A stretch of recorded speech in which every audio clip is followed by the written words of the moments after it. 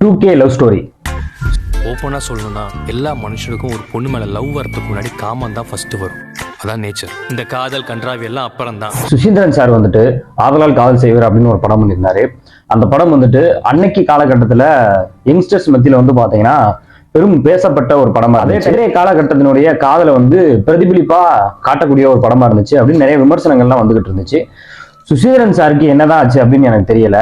வெண்ணிலா கபடி குழு, நான் மகாநல, பாண்டிய நாடு, இந்த மாதிரியான ஒவ்வொரு ஹீரோவுக்கும் அவங்களுடைய டைமென்ஷனை மாத்திர மாதிரியான படம் பண்ணிக்கிட்டு இருந்த இயக்குனர் இப்ப ஏன் வந்து ரீசெண்ட் டைம்ஸ்ல இந்த மாதிரி படம் பண்றாரு அப்படின்னு எனக்கு தெரியல. அவர் பண்ண படங்கள்ல எந்த படமே வந்து பாத்தீங்கன்னா ரொம்ப பெருசா வந்துட்டு ஒர்க் ஆகல. அதையும் தாண்டி அதுல என்ன விஷயம் அப்படின்னு பாத்தீங்கன்னா படம் வந்து அவுட்டடா இருக்கு. ஸ்டேஜ் பண்ற விதம், ஸ்கிரீன் பிளே, டயலாக்ஸ் எல்லாமே வந்து பயங்கர அவுட்டடா இருக்கு. என்ன ஒரு இந்த மாதிரி நான் மகாநாள்ல பண்ண டைரக்டர் அந்த படம் பண்ணியிருக்காரு அப்படின்ற மாதிரி இருந்துச்சு.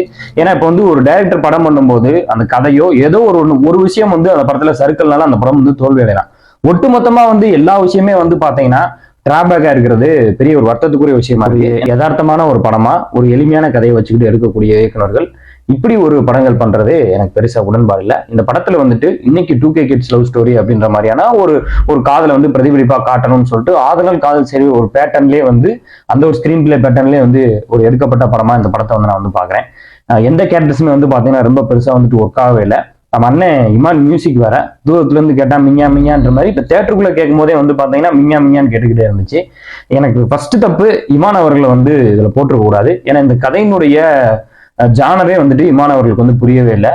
அவர் பழக்கமா ஒரு சவுண்டிங்கோடைய இந்த படத்தையும் வந்து அணுகிட்டாரு. அதுதான் வந்து ஒரு பெரிய மைனஸா நான் வந்து பார்த்தேன். அந்த கேரக்டர்ஸேஷன் ஒரு பொண்ணு ஒரு பையன் 2 பேர் ஃப்ரெண்ட்ஸா இருக்காங்க. அந்த பொண்ணு கேரக்டர் வந்து பாத்தீங்கன்னா அவங்க ஓரளவுக்கு அடாப்டபிளா இருந்தாங்க. அந்த பையன் வந்து அந்த ஃப்ரெண்ட்ஷிப்பா இருக்கிற வரைக்கும் ஓகே. ஆனா கதையை எடுத்துட்டு போய் லவ் போர்ஷன் அதுன்னு கதையை நகர்த்துறதுக்கு உதற மாதிரியான ஒரு கேரக்டரா இல்ல. ஒரு சில இடங்கள்ல வந்து அந்த ஃபேஸ் ரியாக்ஷன்ஸே வந்து பாத்தீங்கன்னா பெருசா வந்து ரிலேட்டபிள் ஆகாத மாதிரியே இருந்துச்சு.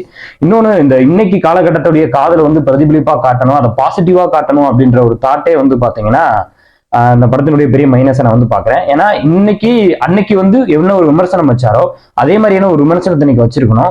ஒருவேளை அந்த விமர்சனம் வைக்கப்பட்டிருந்துச்சுன்னா அதை அந்த கலாய்க்கக்கூடிய ஒரு மோடுக்கு இந்த படம் போயிருக்குமா அப்படின்னு நினைச்சாரா என்னன்னு தெரியல. ஆனா என்ன நினைச்சு எடுத்தாரு அப்படின்னு எனக்கு தெரியல. ஒருவேளை ஒரு எளிமையான ஒரு கதை ஓகே அதை வந்து சொல்றதுக்கு ட்ரை பண்ணும்போது இப்படி மாறிடுச்சு அப்படின்ற டோன்ல கூட இல்ல. படமே வந்து இந்த செட்பேக்ல தான் எடுக்க போறோம் அப்படின்ற மைண்ட் செட்டை போட்டு தான் வந்து படத்தை எடுத்த மாதிரி தோணுச்சு. எனக்கு வந்து சுத்தமா வந்து படம் பிடிக்கவே இல்லை. எந்த இடத்துலயுமே வந்து என்னை என்கேஜ் பண்றது அப்படின்றத தாண்டி ரிலேட்டபிள் கூட பண்ணல. ரிலேட்டபிள் மீன்ஸ் எப்படின்னா நம்ம வந்து அனுபவிச்ச விஷயத்தை தாண்டி பார்த்த விஷயமா கூட ரிலேட்டட் பண்ணும். நம்மளுக்கு அந்த விஷயத்துல கருத்து முரண்பாடு வர்றது கூட வேற விஷயம், இது தப்பா காட்டியிருக்காங்க அப்படின்னு. ஆனா எந்த இடத்துலயுமே வந்து பாத்தீங்கன்னா படம் வந்து ஒட்டவே இல்லை அப்படின்றதான் வந்து பெரிய உண்மை. சுசீந்திரன் அவர்கிட்ட வந்துட்டு ஆதலால் காதல் செய்வீர் அப்படின்ற மாதிரியான ஒரு லவ் படமா இந்த படம் இருக்கும் அப்படின்னு நினைச்சு தேட்டருக்குள்ள போய் உட்கார்ந்ததுக்கு ஆதலால் கொலை செய்யப்படுவீர்கள் அப்படின்ற எண்ணத்தோட தேட்டரை விட்டு வெளியில வந்துட்டோம். இதுக்கு மேல சொல்றதுக்கு ஒண்ணும் இல்லை. நன்றி, வணக்கம்.